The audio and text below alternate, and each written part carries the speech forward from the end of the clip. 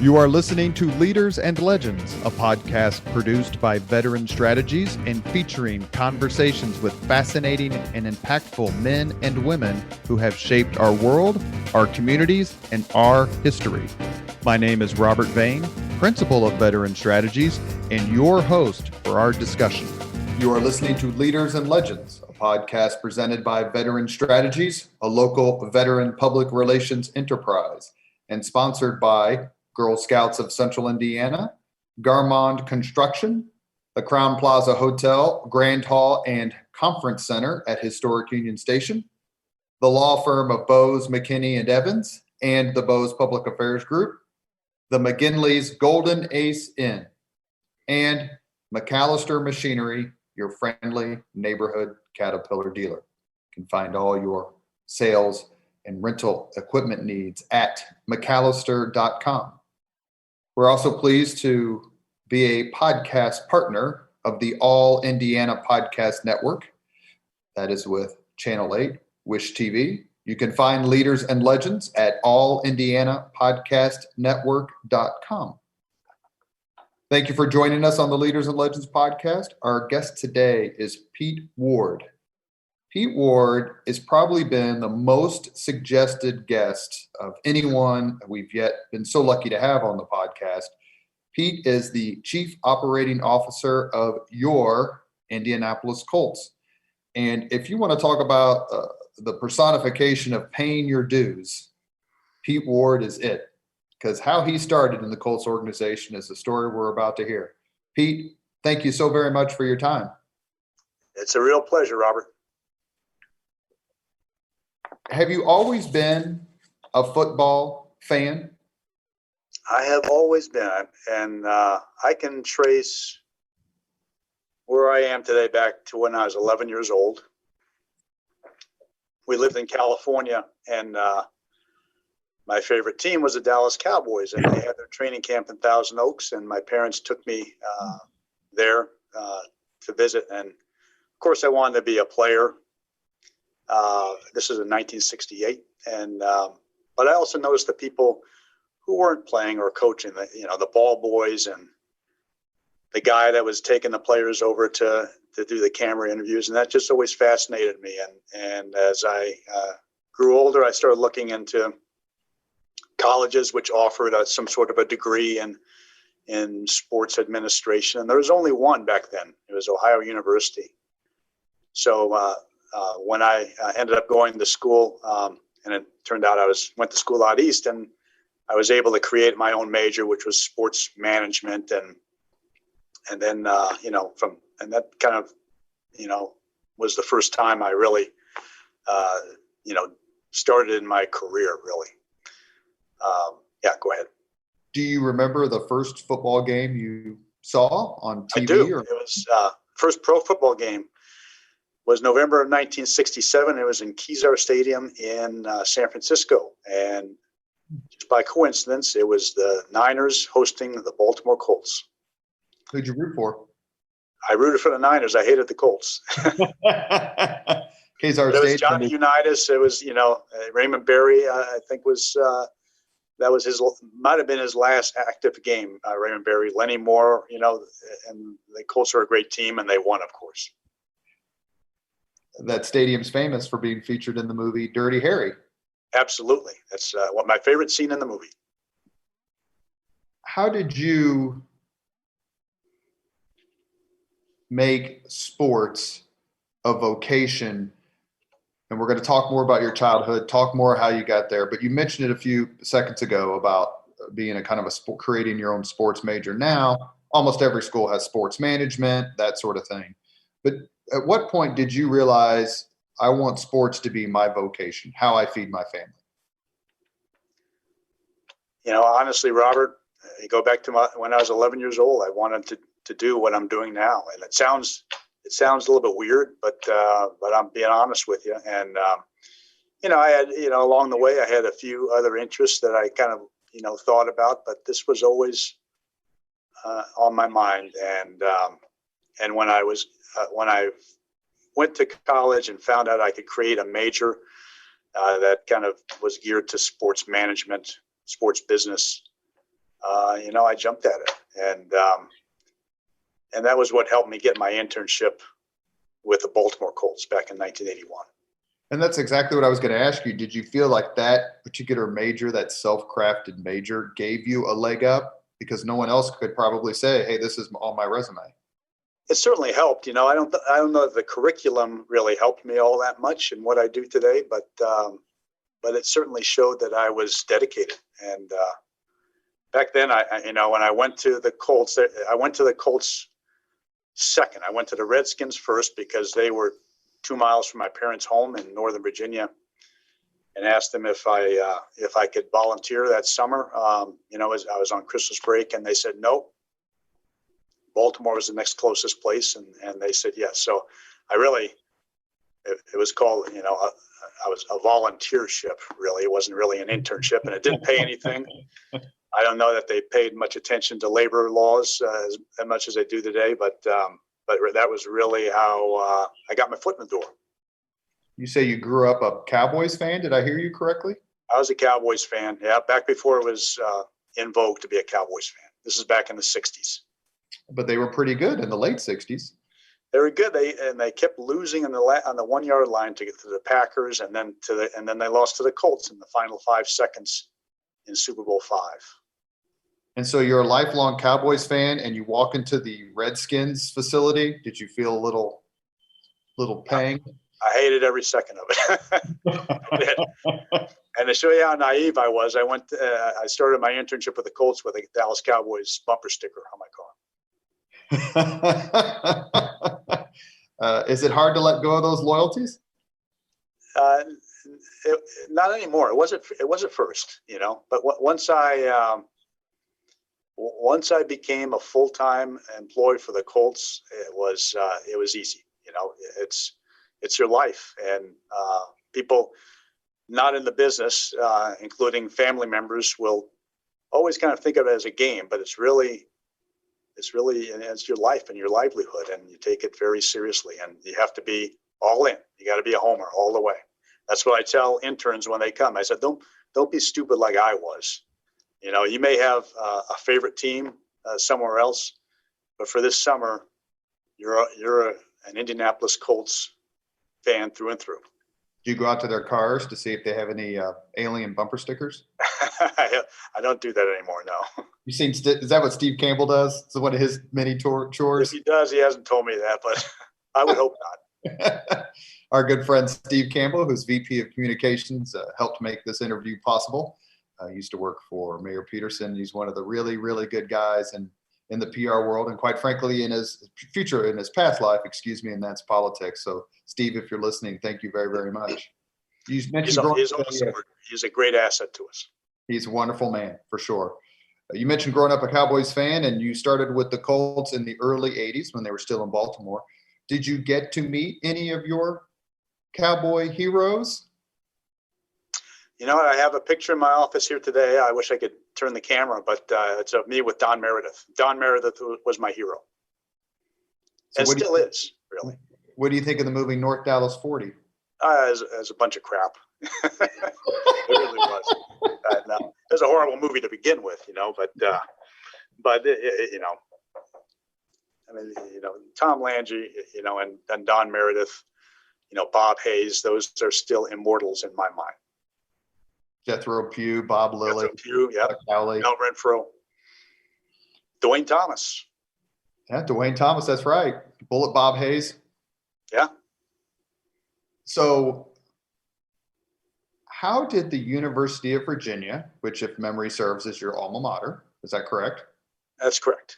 So you're probably still on a high from a certain NCAA tournament of not long ago. I am. How did they let you create this major, for lack of a better term?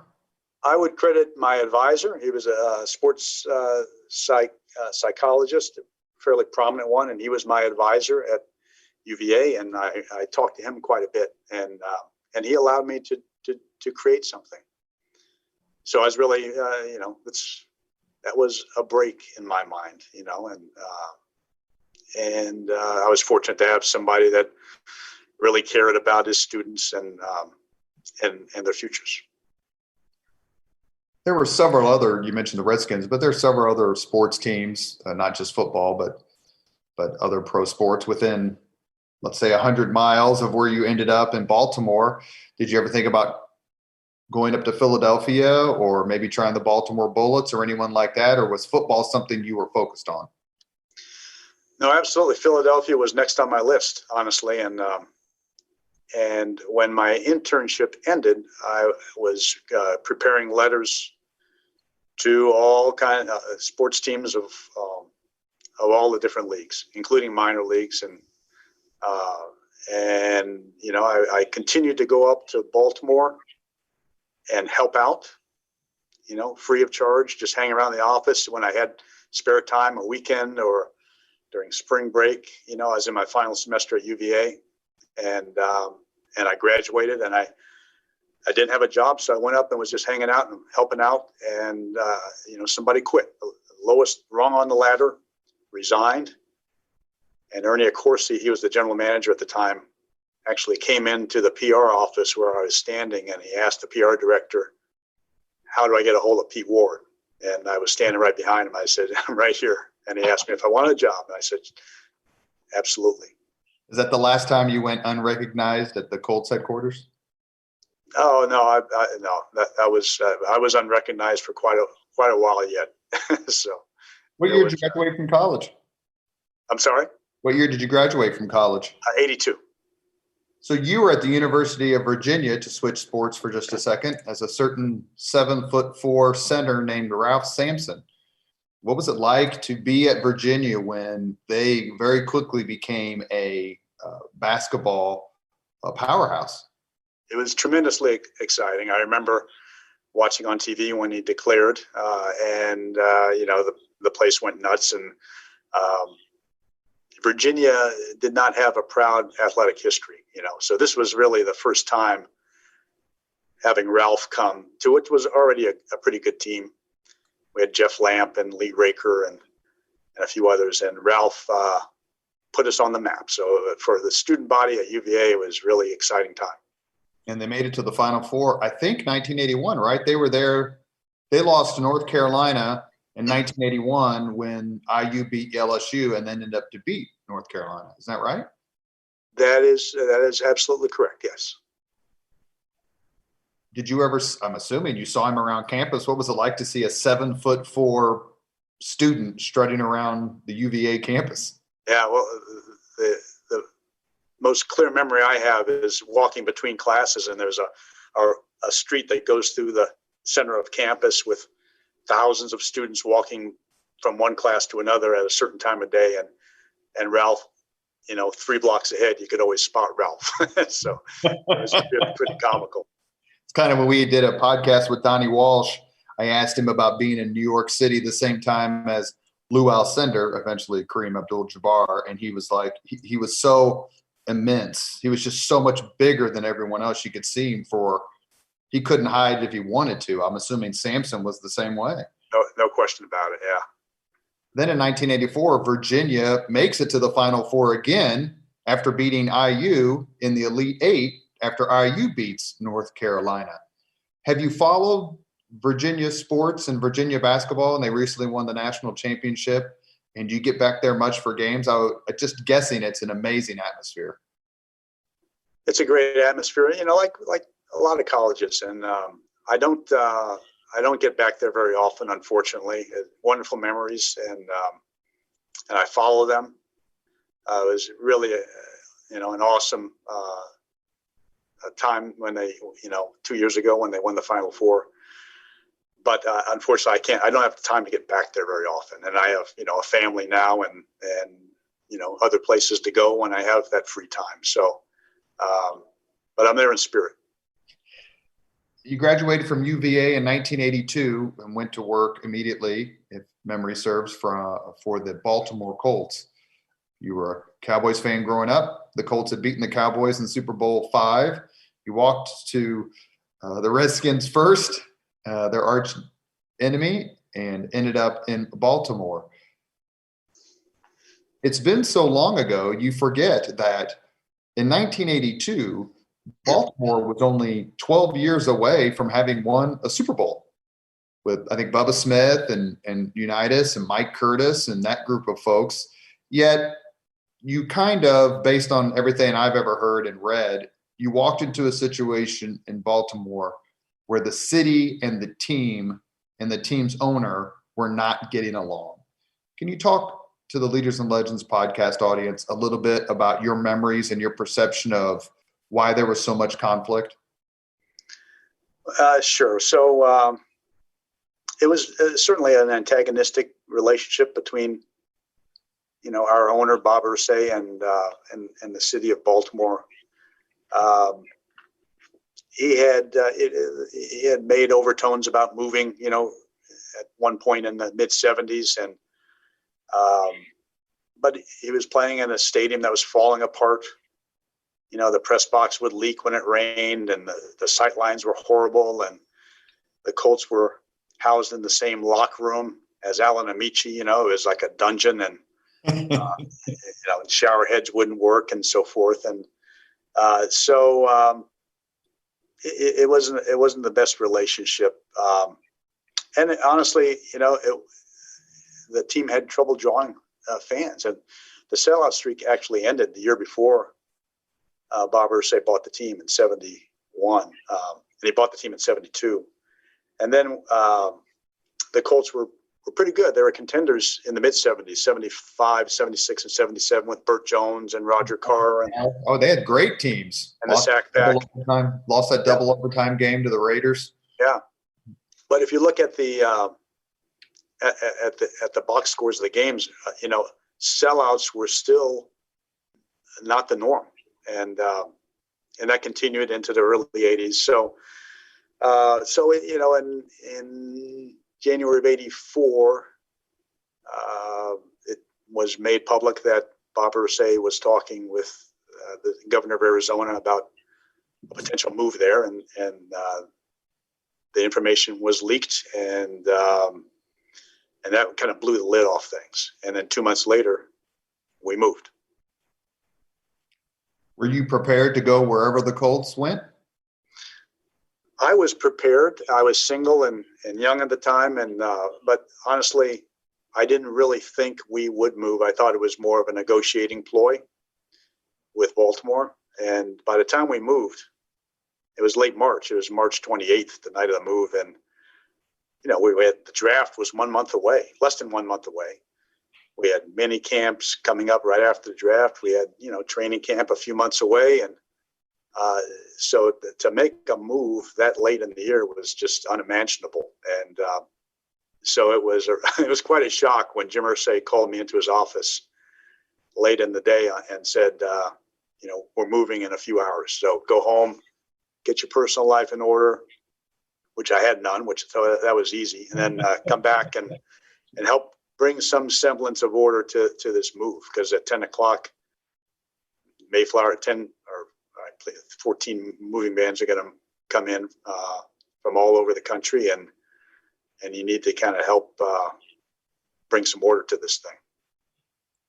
When did you learn that you were moving to Indianapolis, and what were your impressions of moving to Indianapolis? And I would just gently remind the Leaders and Legends podcast audience that the Indianapolis of the past 30 plus years is not the Indianapolis the Colts moved to in March of '84.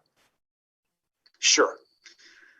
Well, first of all, moving in itself was mixed emotions, the proud history in Baltimore, the friends that I had working with the Colts there.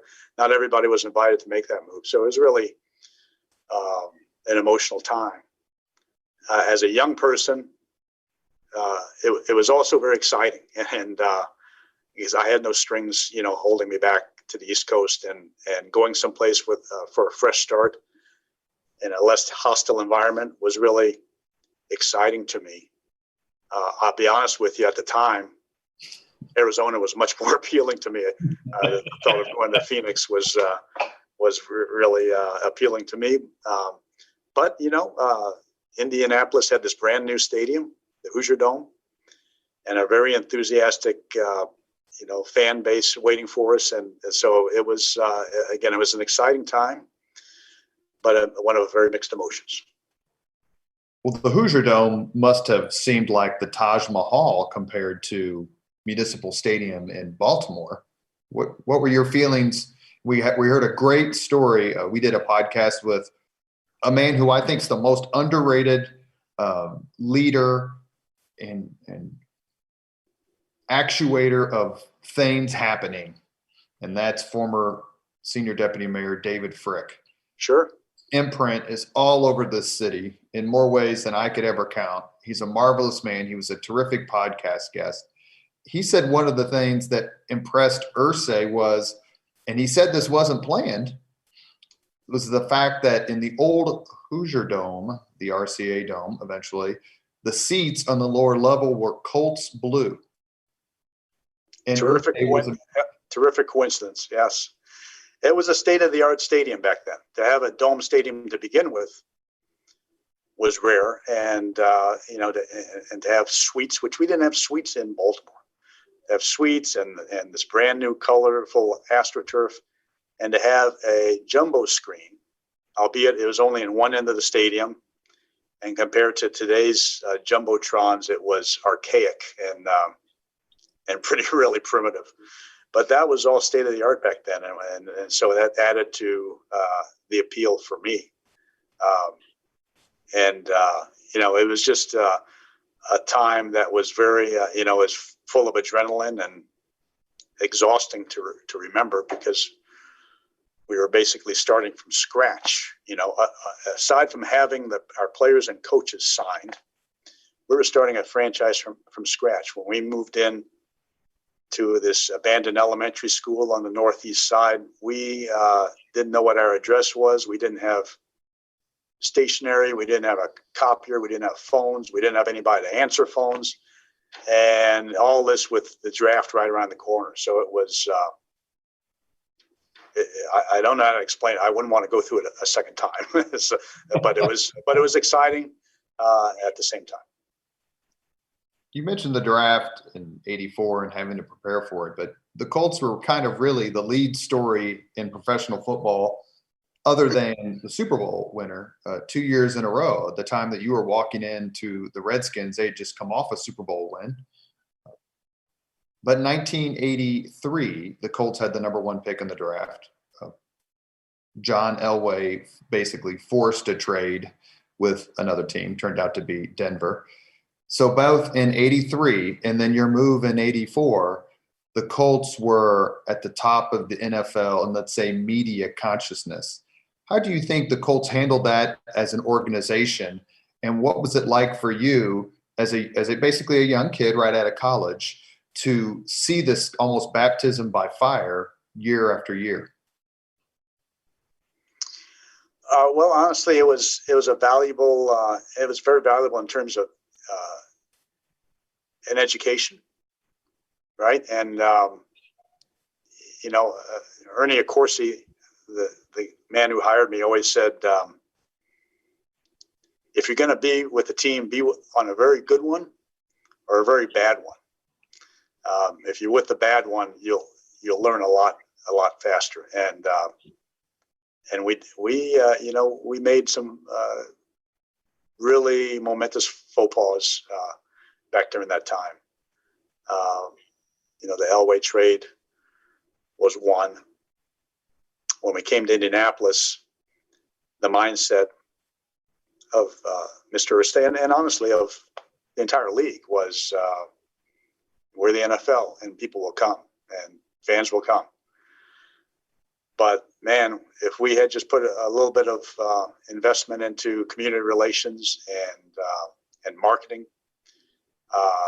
those were great opportunities that we left on the table back then, and we didn't have the staff to do that. So I was, along with Jim Irsay, who was a young guy, who's the youngest general manager maybe in league history. We're just trying to keep our heads above water back then, and I wish we had handled a few things differently when we first arrived in Indianapolis. But you arrived to Indianapolis. I remember, obviously, came in March of '84, which I would have been, no offense, Pete, I'm not that much younger. I mean, again, I'm a little bit younger than you, but it's not like it's 50 years. I would have been a sophomore in high school at Howe on the east side. And I just remember the city you couldn't, it was more of a situation where you simply couldn't believe that an NFL team was in Indianapolis. Like you can't be serious. We have an NFL team, and the NFL was probably not the leading sport in the country back in the early 80s. I would say probably baseball was. It was still in much of its heyday. Obviously, that's flipped now. I think the NFL is almost the rock, paper, and scissors of American sports life. But how do you feel about looking back and the folks in Indianapolis and Indiana, the Hoosiers, how they welcomed you and adopted the Colts as their own team? It's just an amazing community, and back then and still is today. And you mentioned Dave Frick. He was really emblematic of the community, and the welcome we received was incredible. It's such a unique. I always tell people outside of Indianapolis that it's a small town, and even though it's a big city, it feels like a small town in many good ways. And but honestly, Robert, the honeymoon didn't last very long, because by 1986, we started the year 0-13, and the honeymoon had ended. And I think if we had, invested a little bit more in relationships with our clients and the community, that maybe wouldn't have happened so quickly. How important, I was in the military, I was in the Army at the time, if memory serves. How important was the Eric Dickerson trade in the mid to late 80s to bringing not only that infusion of talent to the Colts, but also to show the city, hey, we are invested to win? At the time, Dickerson was probably a top 5 player for the entire NFL. And now he's a member of the Indianapolis Colts in a trade from the Rams. It's very significant. And Jim Irsay, I remember Jim telling me that this is going to put Indianapolis football on the map for the first time. And it did. And I remember I picked up Eric at the airport, and we're driving to the complex, and we had WIBC on. I can't remember who the morning host was, but it was on a Saturday. And it was, all about the trade and how this was the most significant story in Indianapolis sports history. And it was very exciting at the time. Eric made us an instant contender. And I got the sense from, reading interviews with Dickerson at the time, he just wanted to be embraced and wanted to be loved and appreciated, and by a team. And could you say there's almost a parallel relationship between the Colts and the city? The Colts wanted to be embraced by Indianapolis. They wanted to prove that they were willing to spend what it took to be a winner, to be a contender. I mean, the Pacers really weren't that great at the time, if I recall. But IU basketball was terrific, having won the national championship in 87. Notre Dame wins the national championship in football in 88. And that trade, it seemed, put the Colts in that echelon that we didn't just come here for a stadium. We came here to win and be a part of the community. I think that's true. Remember, Robert, before we moved to Indy, this was a town that followed the Bears and the Packers to the Bengals to some extent. We were a novelty when we came here. And, the Dickerson thing, everybody here, had watched Eric Dickerson and other teams play for years and years. And this was bringing what had been, viewed and absorbed by our local fan base here.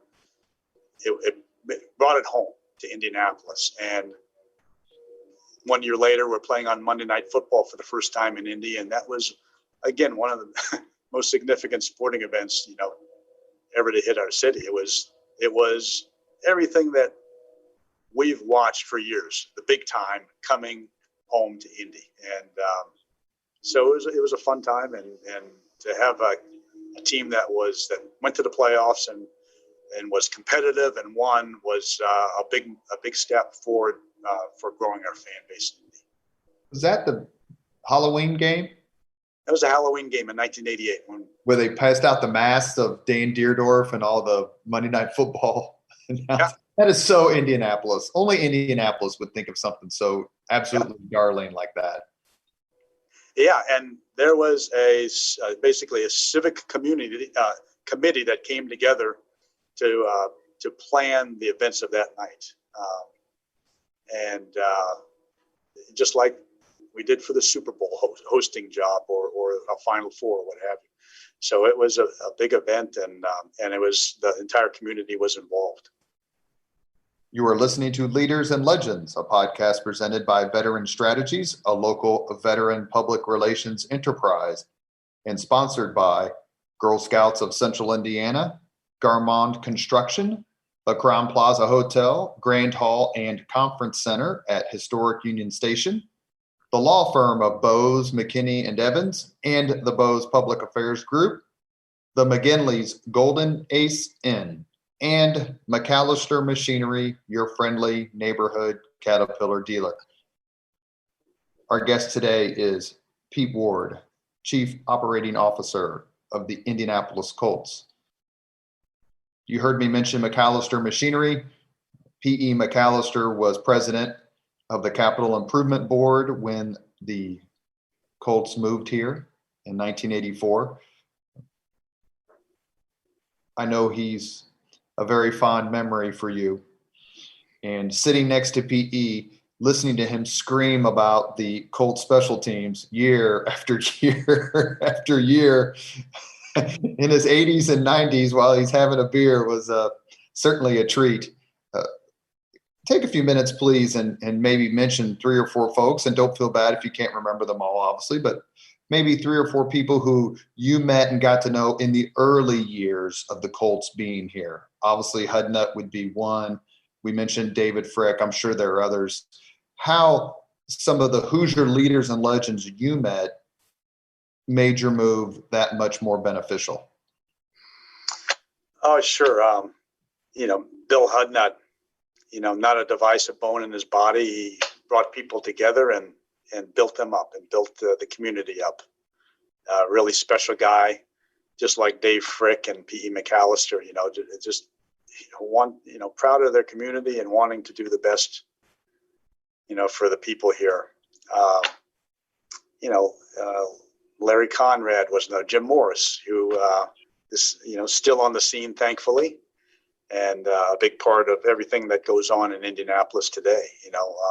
Thomas Moses, I remember when we first moved here, like the second week, I was called to come downtown, and I can't remember what the group was, if it was, the board of the chamber or what it was, but it was every mover and shaker in town. And here I was, this kid and representing the Colts, because honestly, we didn't have anybody else back then to do that. Birthday was busy with other stuff. And they asked me, how can we help the Colts? And back then, players actually worked. They held jobs during the off season. And I said, honestly, you guys are doing so much for us right now. The only thing that comes to mind is if, the businesses here can help our players find off-season jobs. And Thomas Moses really helped out in that regard.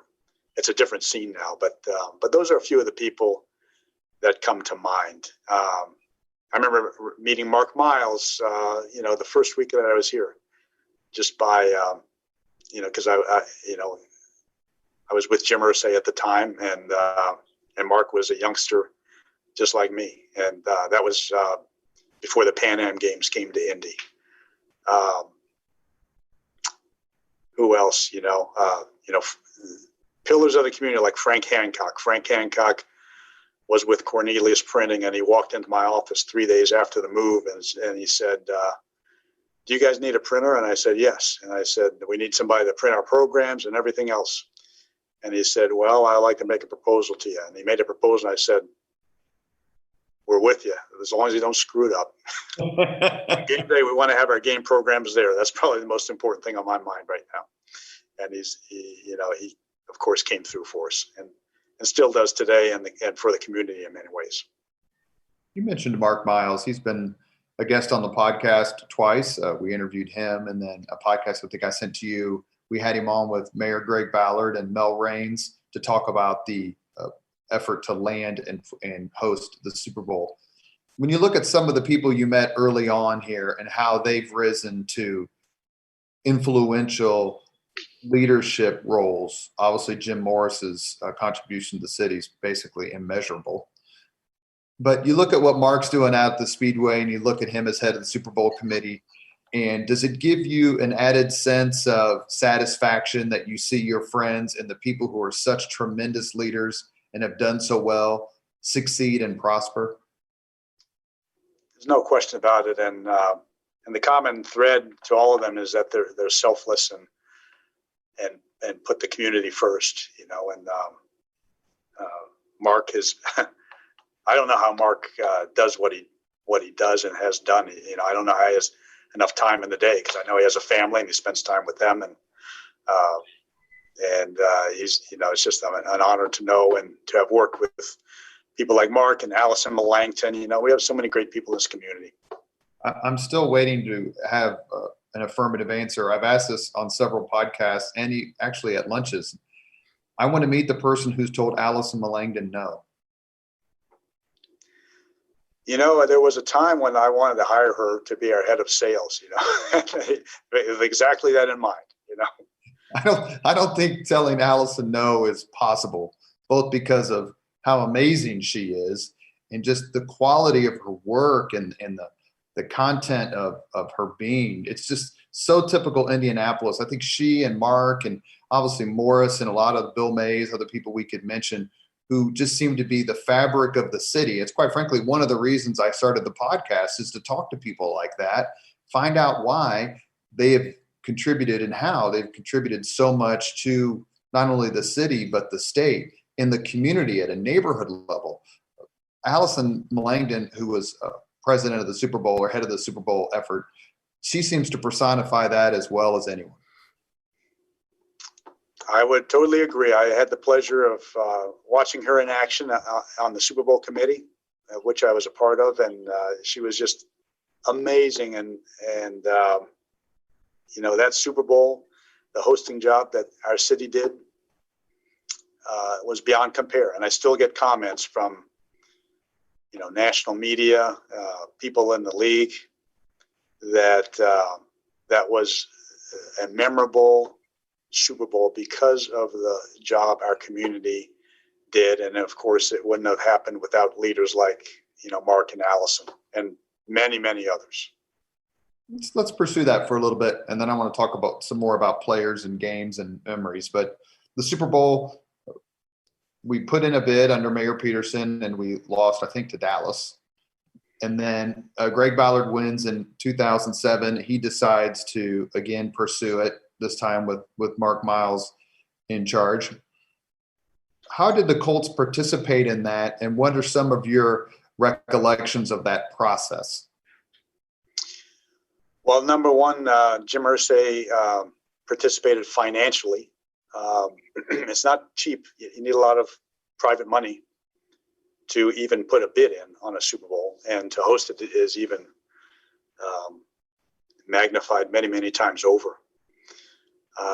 Jim was, to the best of my knowledge, the first NFL owner to contribute what he did to the effort. But it was of course, it was a team effort, but we served as a liaison with the league. We, you know, every team of a host city is heavily involved. You know, our training facility was used for believe it or not, the Patriots to use while they were here in practice. You can't see the video on these podcasts, but I'll just relate to the audience that Pete took a deep breath.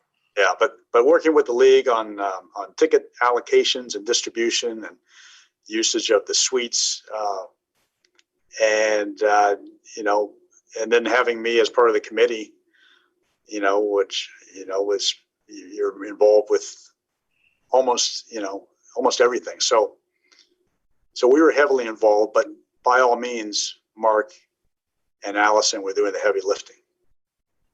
And it's a city decision, right? So the host city decides to go for it, but I would imagine that there's got to be some working in concert. If Mr. Irsay didn't want to bother with it, then that would influence the city's decision, I'm assuming. It's a city event. It's a city effort. The team does not benefit in any way from hosting a Super Bowl. The other, important factor was Jim Irsay and the Colts had to really campaign with other owners to get this done. And it would be very easy to go to a larger market. And there's more competition now with new stadiums coming online. But the work that Jim did, talking to each owner and campaigning for Indianapolis was critical. It should be noted that if we had won the right to host the Super Bowl in 2011 instead of 2012, that's the weekend Dallas had this huge ice storm when they were hosting the Super Bowl. And I think, if memory serves, we got about 12 inches of snow on what have been Super Bowl weekend. So the saying that one door closes and another door opens was certainly true for us for 2012. How sure were you, or were you sure at all, that Indianapolis was going to land this opportunity? You know what? I was very optimistic, but nothing is ever certain. You go into that room, and it's a confidential vote among owners, so you have no idea how it's going to turn out. All I can tell you was the presentation that we put forth, not only for the 12 game, but for the 2011 game, we're the best. And it was just a very proud moment for me and for, the Irsay family and the Colts, that we could be a part of bringing the game to Indianapolis. And it was, I think that was, I won't say it was as fulfilling and enjoyable as winning the Super Bowl, but it ranked very high on our list of memories. Did you think to yourself, my God, I'm about to be even busier?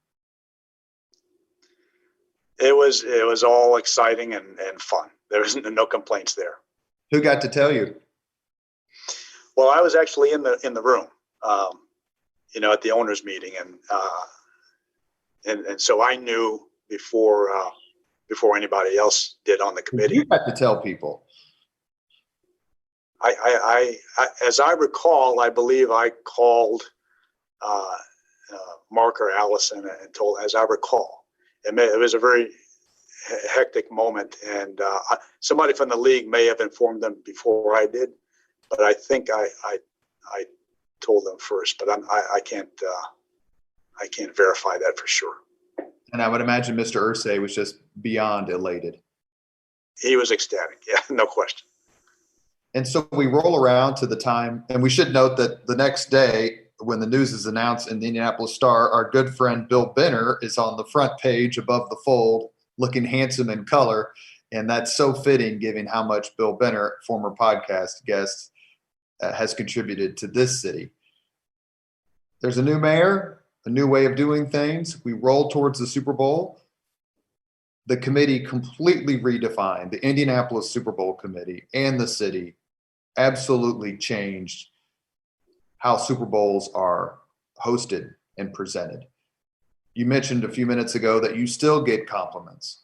What were the the weather, obviously no one can take credit for. Well, I guess the man upstairs could take credit for it, but all the things that happen on the grassroots level, all the spirit of volunteerism for which Indianapolis is famous. Were you confident throughout the process, as the game got closer and closer, that, hey, we're going to pull this off and we're going to do it in a way that's never been done before? There was never a doubt in my mind. We were going to hit a home run. We had the whole community involved, from the knitting the scarves to the zip line, having a personal concierge for every owner that came in. It was just things that were unprecedented that Indianapolis was doing, of course, and that Indianapolis is famous for for doing, pulling the unexpected out of its hat and doing wonderful jobs of hosting big events. The funnest memory for me might have been the Tuesday or Wednesday before the outsiders started coming into town, when Indianapolis had the downtown, the NFL experience and the zip line to ourselves, and you could see it from all the Colts jerseys that were walking around downtown, and it was like our city's time to just enjoy it before the storm. And that was a very, very warm and fuzzy community time in my family's memory. To the extent that you can express this, how happy were you that Peyton Manning's brother beat the Patriots again? It was really miraculous. I mean, there was another miraculous play that led to that victory, just like back a few years earlier. We were happy for the Manning. We're always happy for the Manning family anytime they achieve success, So it was just kind of ironic that, and with all due respect to the Patriots, they were the evil empire to us back then, and so I think a lot of our fans enjoyed the outcome. How fun is it to have a nemesis like that, and how much different Indianapolis was? You can feel the sports impact on a city when Gene Cady and Bob Knight were coaching at their respective colleges. The days when those games were played, the city was just different. I mean, people were lined up. IU, Purdue, Pacers, Knicks is another example. But Colts, Patriots is at the very top of that sort of rivalry and that intensity. How much different were those games inside the Colts organization and the days leading up to those games? Were they different, or was it like, okay, we're playing Buffalo or we're playing New Orleans? You know what? They were different. And, a rivalry like that is so important to your game, to the world of sports and to our league, to our fans. When you can have a rivalry like that, something that can really bond your community in hatred for another team, it's a good thing for the community and for the home team.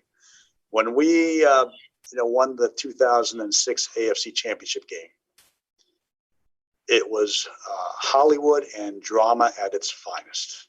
Just all the pieces that went into that victory. We were playing our rivals. They had our number.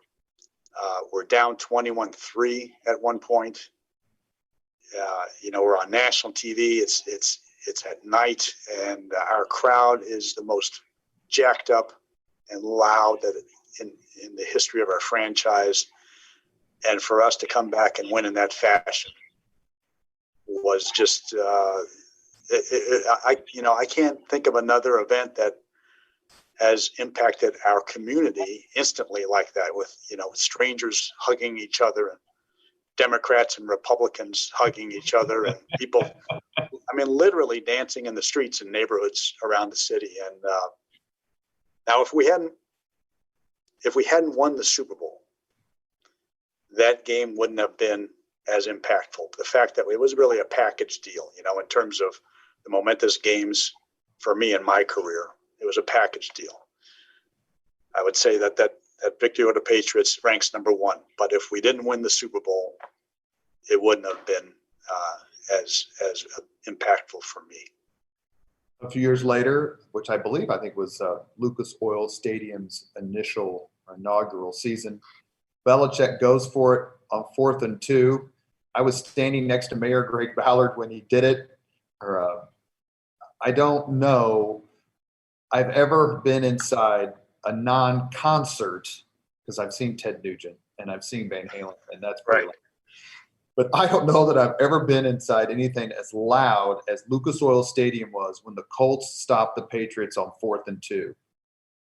From an organization standpoint, I'm sure it's amazing because everyone's happy. But from a fan standpoint, you mentioned earlier in the podcast about being a homer.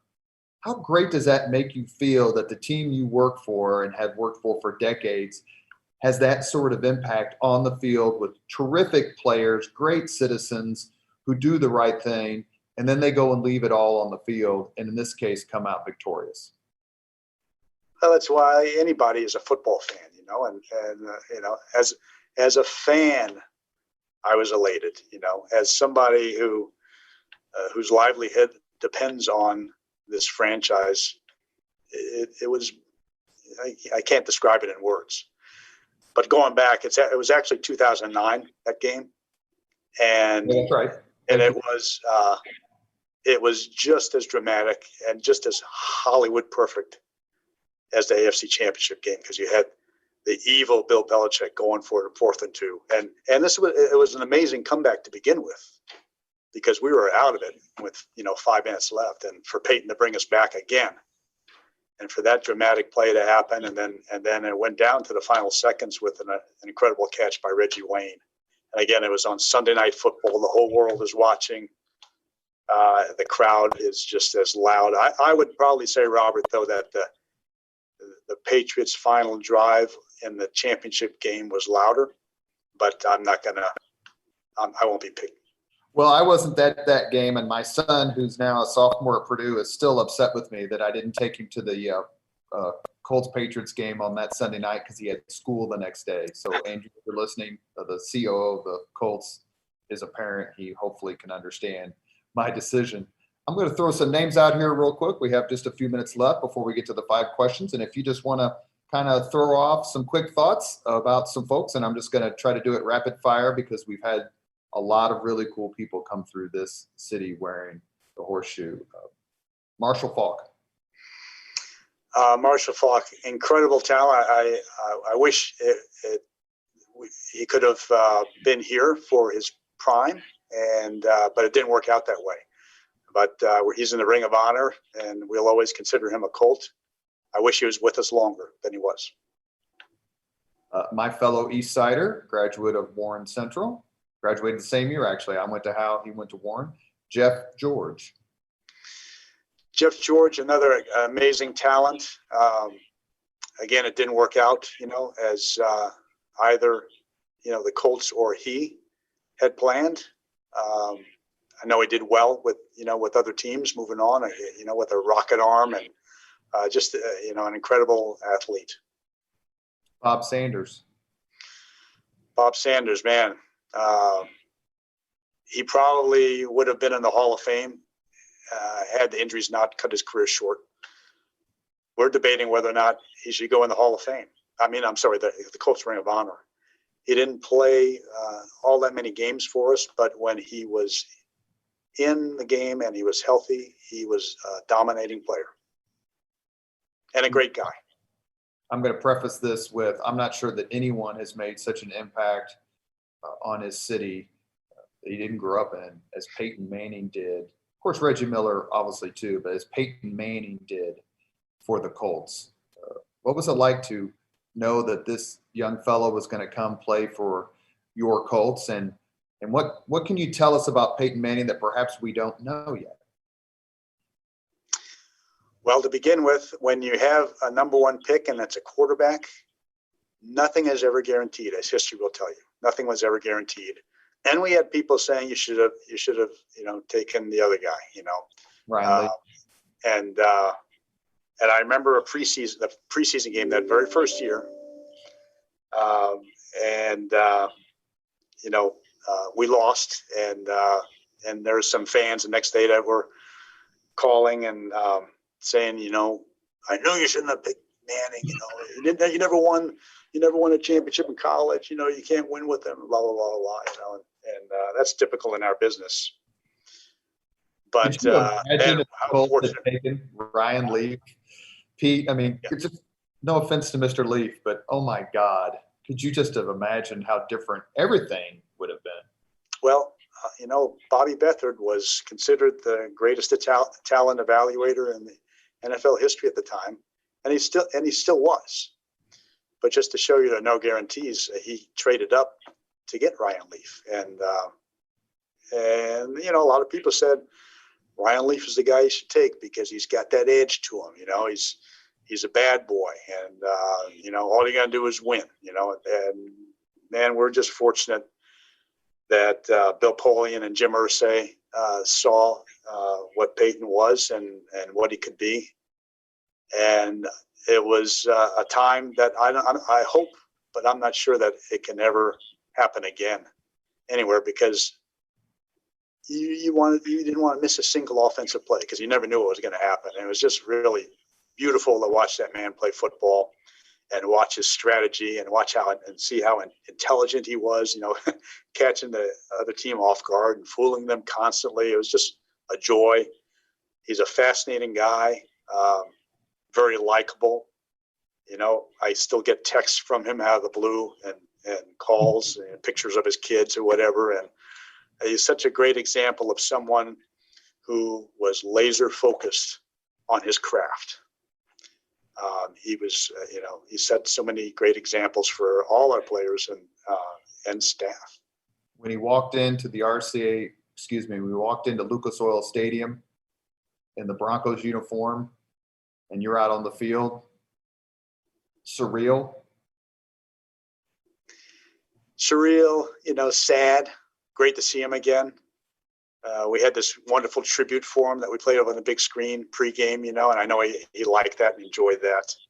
I remember him getting sacked by Robert Mathis at a strip sack in his own end zone. I remember him walking to his bench and he's watching the replay, and he's got this little grin that comes across his face. There's Robert doing his thing, but he's, obviously very still involved with the community. Dwight Freeney, dominant Hall of Fame material. Again, another guy who was laser focused on his craft.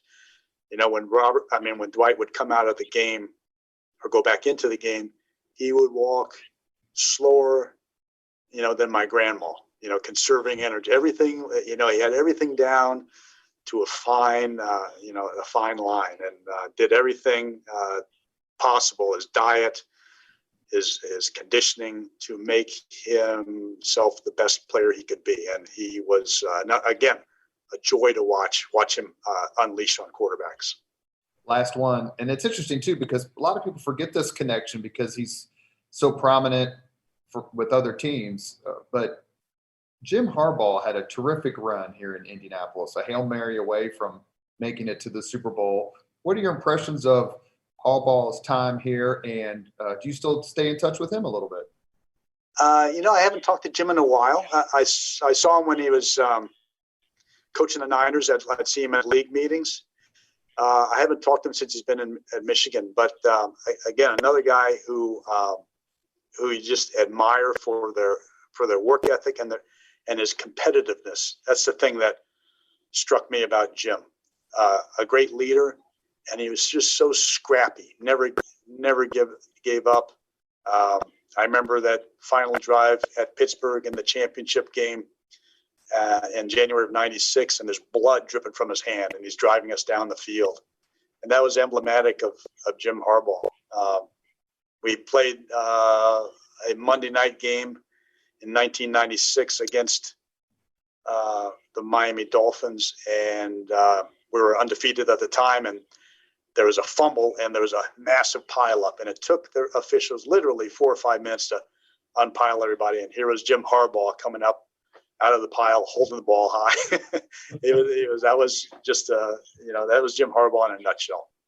Leaving aside the loss to the Saints in the Super Bowl, a game I attended, and I remember at the start of the fourth quarter, I think the Colts were winning. Is that correct? At the start of the fourth quarter?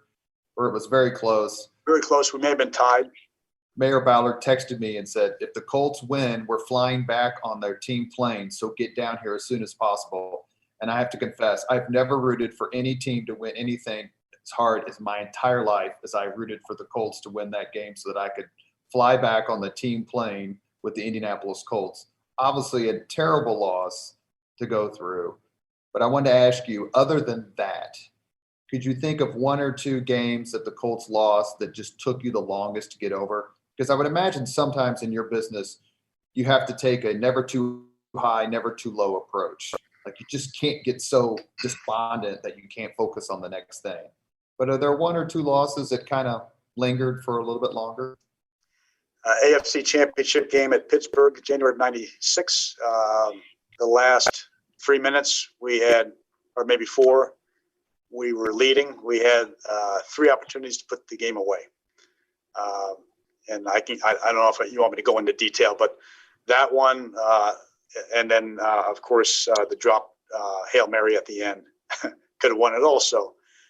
That team that we had, with Harbaugh leading us, we had guys like Siragusa and Tony Bennett. I really think that if we had gotten past the Steelers, we would have won the Super Bowl that year.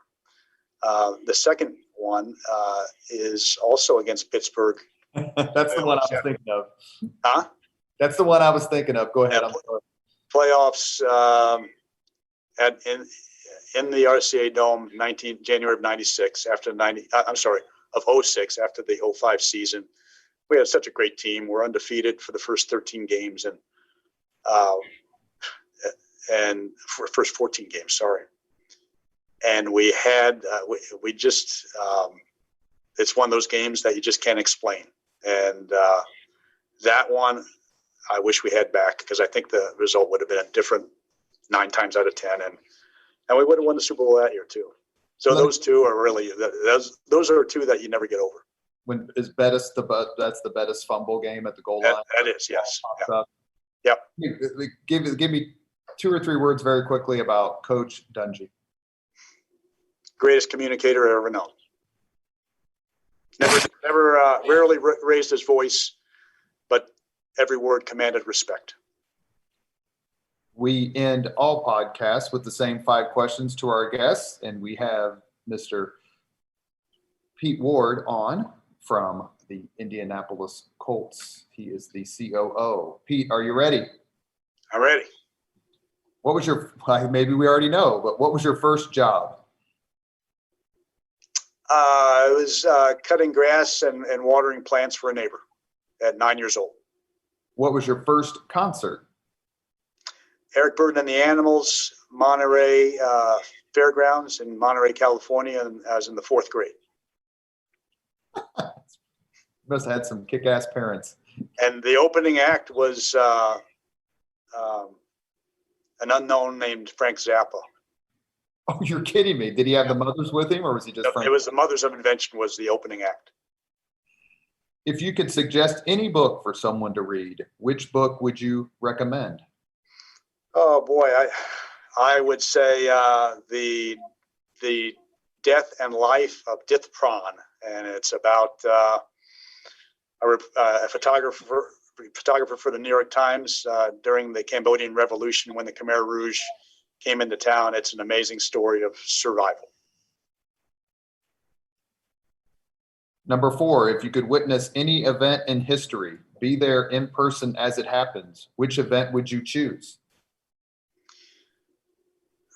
VE Day, 1945.